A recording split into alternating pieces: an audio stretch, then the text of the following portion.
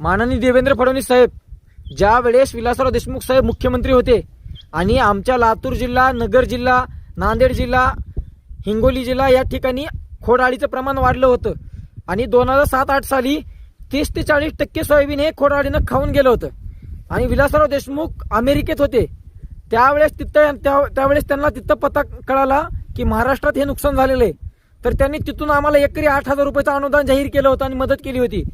देवेंद्र फडणवीस साहेब आज 2025-26 चालू आहे. 18 ते 19 वर्ष झाले त्यावेळेस आम्हाला मिळालं होतं 8,000 रुपये एकरी. तुम्ही आज 4,000 रुपये एकरी देताय. 16च्या वर्षानंतर आमचा भाव एवढाच वाढला का?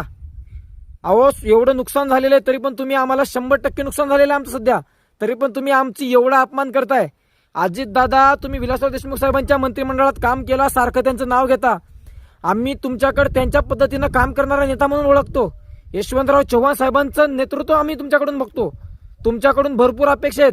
शिंदे साहेब, फडणवीस साहेब, तुमच्याकडून महाराष्ट्राला खूप अपेक्षा आहेत. डबल इंजिन सरकार नाही, ट्रिबल इंजिन सरकार झाले. तुम्ही शेतकऱ्यांना मदत करा, शेतकऱ्यांना धीर द्या.